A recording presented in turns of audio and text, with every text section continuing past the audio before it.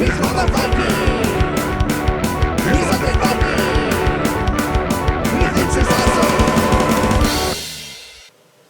Hi everybody, it's me, it's Undead Viking, coming to you with another video review and a very rambunctious cat this evening. She's being weird. I'm going to review a game for you today by the name of Steam Park. Steam Park is a game from Yellow Games, and it is pronounced Yellow. Somebody actually finally told me that. And I'd always been pronouncing it like yellow or something like that. And the fine folks at GTS Distribution and Bobby Stickle, my good buddy, were kind enough to send me a copy of this game so I could review it for you. So thank you very much for that. Steam Park is a game in which each person is running a futuristic theme park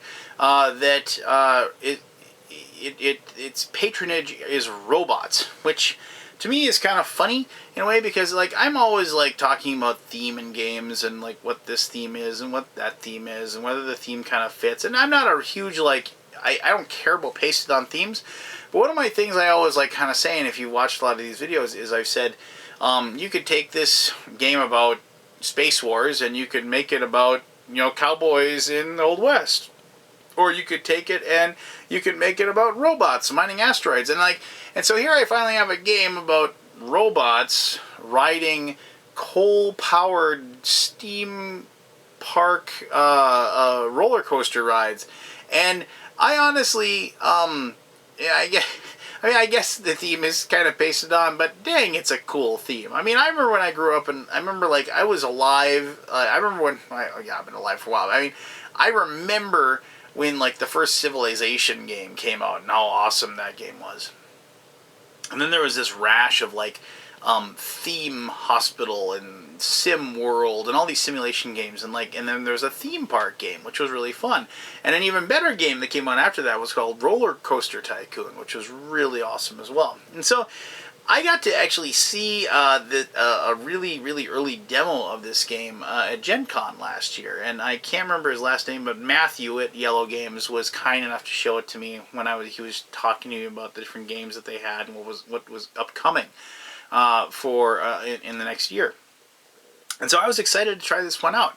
And so it seemed like it just was like I was waiting a long time for it to finally show up, and you know, it finally did.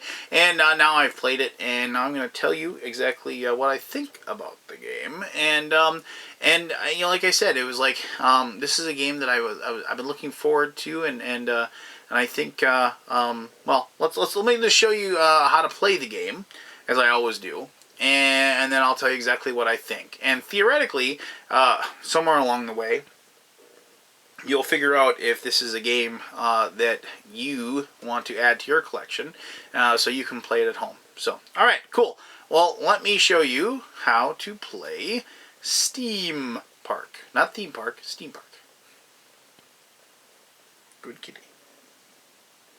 Okay, these are the components to Steam Park.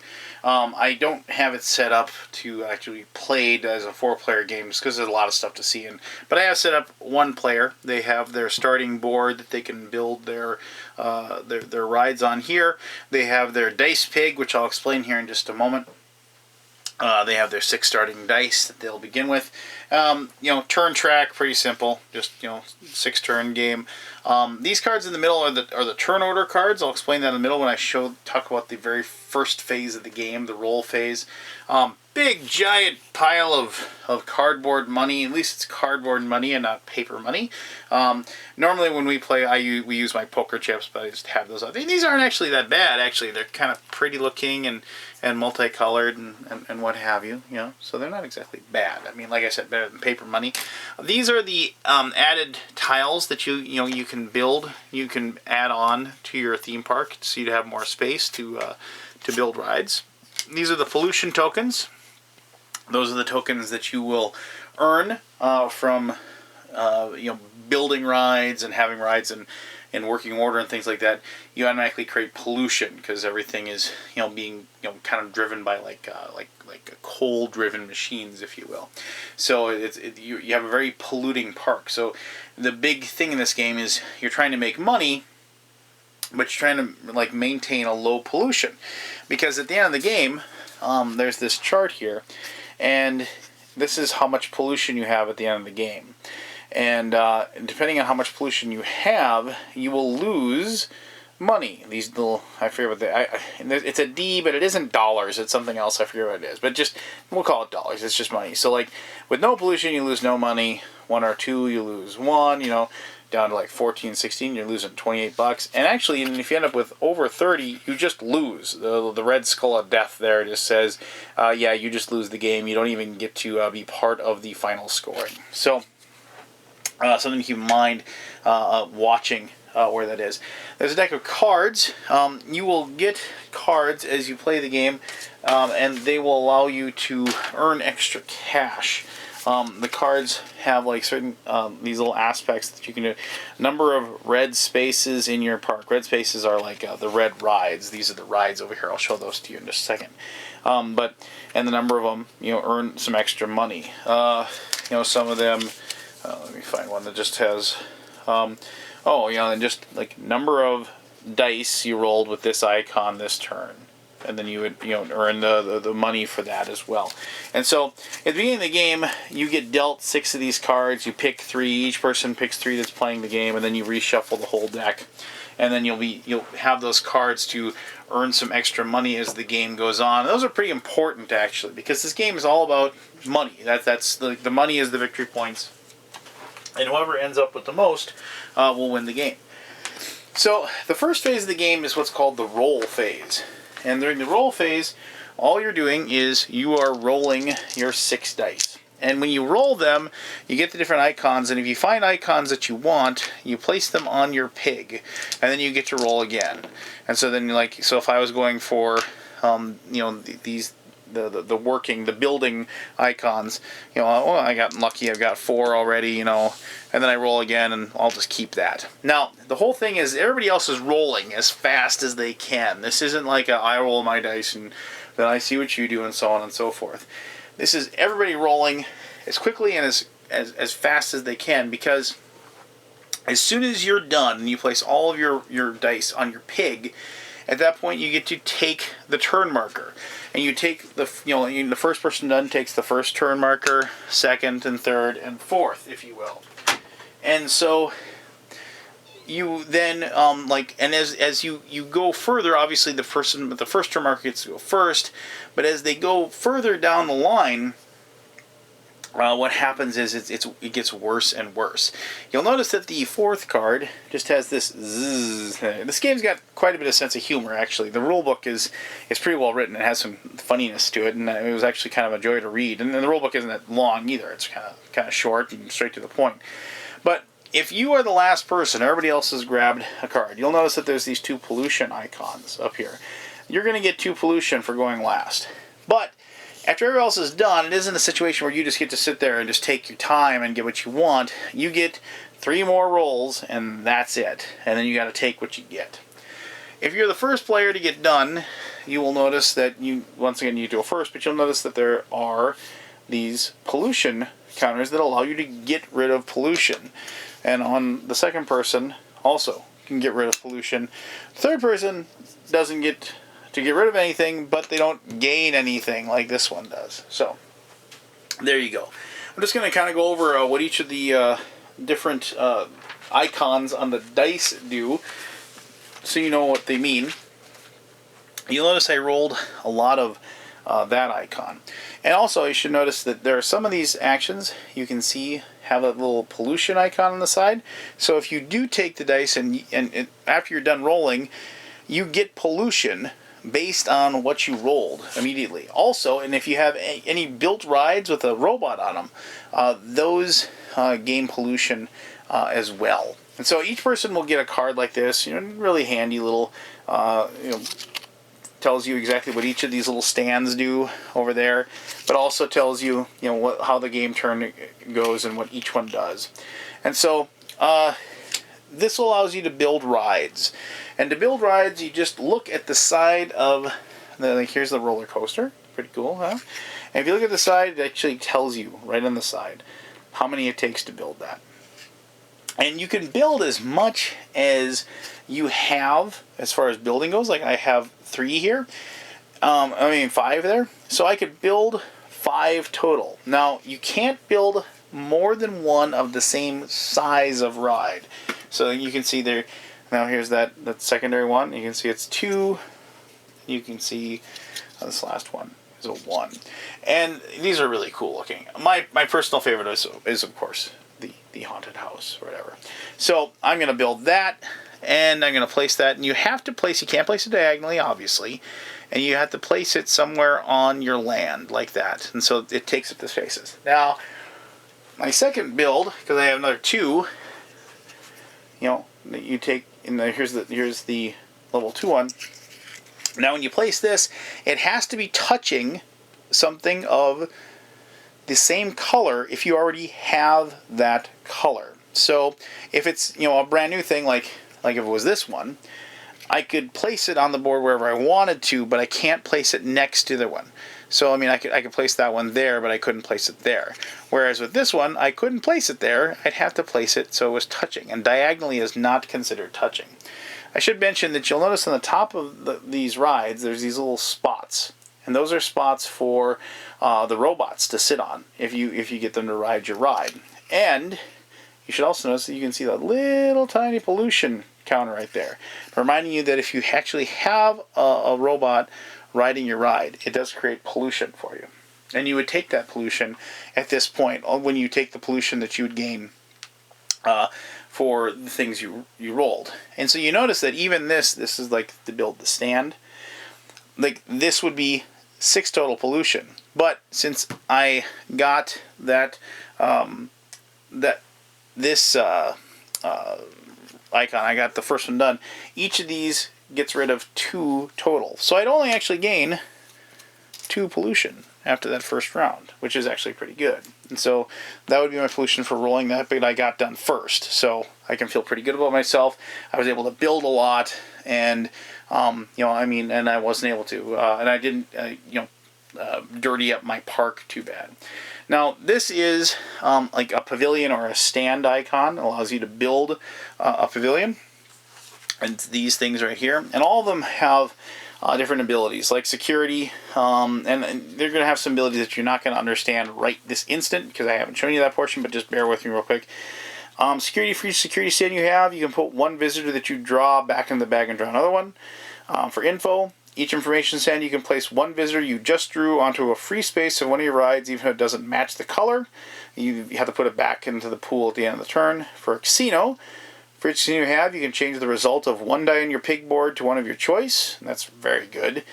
Toilet, for each toilet you have during your actions phase, you can count one of the cleanup icon on one die of your pig board as 2 of those. That's also very powerful and awesome.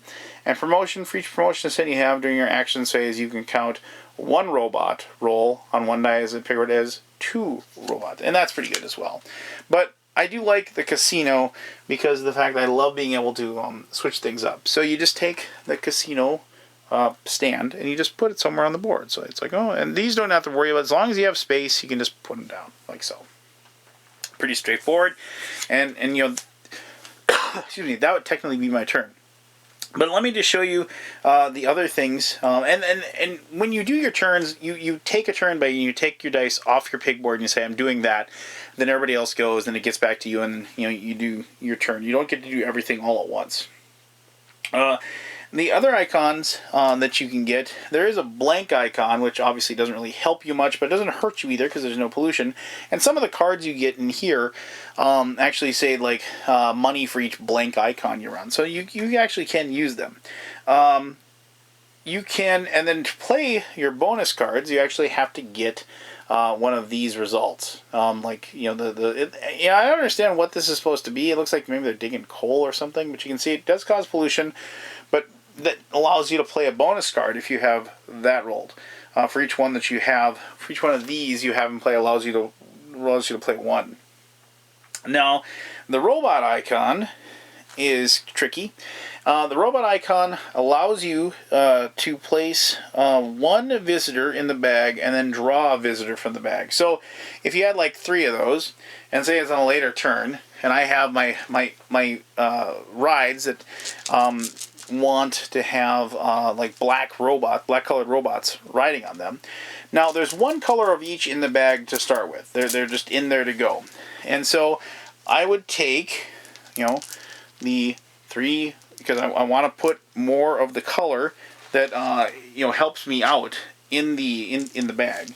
So I'm going to take those. I'm going to put them in there. You shake them up, and now you get to draw 3 out of the bag. So here, hold on. So, and I didn't get too unlucky. I got a purple one that I can't use, but I did get 2 of these guys, and so I can place them like so. Now, it's important to note that the one that I drew does not go back into the bag. It actually goes back into the pool. And so if you do draw robots that other people would want, it isn't exactly a bad thing, because of the fact that you're basically taking them out of the bag, and people have to take actions to put that stuff back in the bag for that purpose. But so that would be the case. Like you drew 2 that you could use, and unless you have like that special pavilion, like the info point that allows you to place one on a spot that they don't belong, you can't place a different colored robot on a ride that doesn't match their color. So as I talked about, like cleaning up the place, for each one of these, you can discard 2 dirt tokens. And the other thing you can do is, if you like run out of you don't have anything else you can do, like literally you let's say you have like 1 of these and there's no level 1 rides left, or if you just want to do this, you can expend any icon to expand your park by just adding, and then when you do that, you just add it however you want. You can put it wherever you like, and after things are added like that, you are able to build over the top of them like that. They don't have to fit on that spot. You can't build them diagonally. They have to be attached. So it's pretty straightforward how that works. So after everybody's done their actions, you then do your income. And for every robot or visitor, basically, that you have in your park, you earn $3. And so you collect the money out of there, and if you don't have at least 3 of the bonus cards in your hand, you get to draw up to 3 out of the deck, and so you're ready to go. And so then you just move the little turn marker like so. You get the dice out, you start rolling like crazy again, and and then you just repeat that over and over. And it seems really simple, and it is pretty simple actually, but there's a lot to it. As far as getting the same colored rides is helpful, especially when you have cards that will reward you for that. Keeping an idea of what color robots are still in the bag and things like that. What are your chances of drawing? Making sure that you get these stands so you have those extra powers that you can use every turn. There's a lot of different options you can do on each one of your turns. And before you roll, it's always nice for everybody to just kind of sit there and stare at the rides that are available, stare at the stands that are available, look at how much pollution they have, look at the cards they have, and then figure out, what do I want to roll this turn? And then have a good idea of what you want to be getting and where you want to be going with it, and then you start rolling the dice and go and trying to get those icons that are going to help you. But there you go. That's how you play Steam Park. After you get all the way done, you take all your money, you stack it. Notice how the money actually, all the back of it looks exactly the same, so you kind of keep that hidden as you play the game, so nobody can tell exactly how much money you have. You total up all of your money, and you, as I said, deduct for your pollution, and whoever's got the most money wins the game. So there you go. All right. Well, let me tell you, now you know how to play. Let me tell you exactly what I think of Steam Park. Welcome back. All right, so that's how you play Steam Park. Let's just start off with the obvious thing here. The game is freaking beautiful. I forget the name of the artist. I'm pretty sure. I think it's listed right here. Artwork by Marie. I'm gonna butcher the name. I apologize. It's French. I'm guessing. Marie Cardouat. Anyway, Marie, your artwork is amazing. I should Google you and see if I can find stuff that you have. I just dig the way these things look. They're kind of like strangely spookily beautiful, if you will. So definitely the game is awesome. It's fun to watch your theme park kind of expand and grow, and you can watch other people's theme parks expand and grow. It's fun to get the people onto the different rides and see those robots that sitting there when you draw them out of the bag. So from a visual and tactile viewpoint, the game is amazing, and I really dig these little meeples that look like robots too. I think they're pretty cool. So there you go. Now then, the gameplay. I wish I could say that I love this game. I really do. I don't hate the game by any means. I found many parts of the game to be highly enjoyable and a lot of fun. Like I said, I enjoyed the building of the theme park. I enjoyed, actually, the kind of puzzle of weighing progress versus pollution, which is pretty much the big thing in this game. Weighing,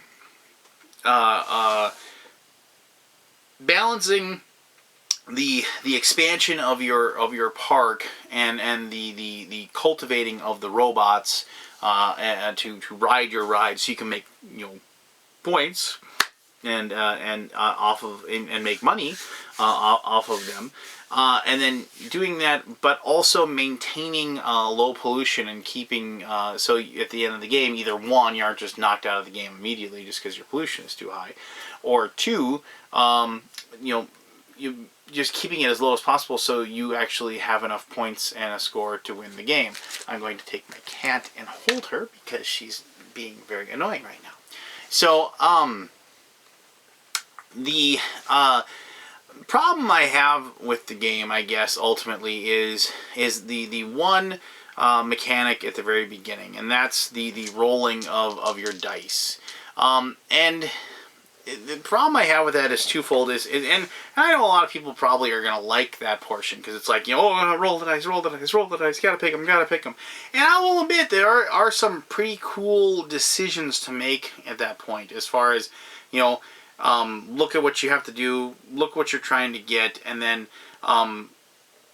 start going after the results that you want. It's like if you absolutely positively need to get the robots, this little robot side, so you can try to draw robots out of things so you can make some money. I mean, that's something you're going for. If you need to build the little pavilions, that's something. So you can go into it, but you start rolling the dice, frenetically, trying to get it, because honestly, getting the cards, the good first player token is huge, because being able to knock off the pollution that you pretty much make in the turn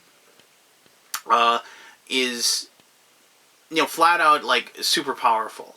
And after I played the game a few times, and this isn't a guarantee or everything like that, but I really found myself, if I just went into it and said, I really need robots, or I really need, the building, or whatever, just whatever. I just said, I need to get those. And I roll my dice, and I keep the ones that I had. And if I just limit myself to 3 rolls, and I just say, I'm going to roll 3 times, and whatever I get is what I get, and I'm going to take that first marker. More often than not, I seem to do pretty well in the game. I mean, I either won, or I took second or third. And I guess, and that might have a lot to do with who I was playing, or whatever, and it's just so, but it seemed like that was a really easy way to keep my pollution down. Now, obviously, that isn't a solvency for the game, and I don't think a game with this much randomness can have that a sort of solvency, if you will, because of the fact that you have the dice, because you're relying on what other people roll and what their actions they're going for, and so on and so forth. I do think the game does a fairly good job of mitigating it, with all the different special powers you get with those little tents, little pavilions, and things like that. I think but I mean, and this is coming from a guy who really likes chaos in his games. I felt like I wanted to have more control over what was going on in this one. Now, that being said, and you're getting fidgety, so I'm going to say goodbye to you. That being said, did I dislike the game? No, actually, I really enjoyed it, and I had a lot of fun with it. But I can definitely see this as a game that after like 5 or 6 plays, I'm going to end up trading it off or just giving it to one of my friends, just because I know they've enjoyed it more than me. And that being said, in my gaming group, pretty much everybody else that I played with adores this game and just loves the heck out of it. And so maybe it's just one of those things where it just didn't click with me. And, that's fine. Not every game out there is going to win for me, but I seem to be in the vast minority, especially within my own gaming group, as far as my opinion of this one goes. If I had to complain about one other thing, and this is ridiculous, is that these dice that you have, they are exceedingly light. Like, I mean, it feels like I'm not even really holding anything. It's just like this little tiny piece of wood. And you can see the corners are all rounded. And so when you roll them, they tend to roll forever, and they just keep rolling and rolling. And for a game where you're supposed to be rolling and picking them up and rolling and picking them up and rolling and picking them up, I wish the dice just had square ends and had some weight to them. So they didn't, so that whole real-time part of the game, at least I can't control it, but at the very least, like, I wasn't like scrambling to grab my dice as they rolled off the table or what have you. Minor complaint, but hey, it happened a few times as I played, and I'd feel like if I hadn't mentioned it, it was there enough that I got annoyed by it pretty much every time I played the game. So take that for what it is. So, Steam Park. If you like games, I mean, I dig the theme. I love the theme. I wish I loved the game more than I do. I think the theme of the game is really well implemented, and I think people that enjoy, I mean, I can definitely, and this is really weird, I think people that like games like Galaxy Truckers, that kind of a light-hearted, but, kind of serious and tough game at its core, are going to like a game like this. I think people that enjoy it's not a really heavy game because, like I said, the only real big thing is weighing the pollution versus your actions, but I think people who kind of like solving that economic puzzle in kind of a lighter Euro are really going to like this one as well. Plus, the game doesn't take very long to play, and so at the very least, if I play it and I'm not having the most fun I possibly could have, the game is over relatively quickly, and then I can move on to a game that I really want to play. So there you go. This was the game called Steam Park, not Theme Park, but Steam Park. This was my really annoying cat Lily. This is like the second time she's done this in like the last week. Normally she wouldn't come in my game room if I dragged her. So I don't know what her deal is. Maybe she's just having a weird week. So thank you as always for watching. Say goodbye, kitty. Bye bye. And well, I'll see you next time I do a review. Bye bye now.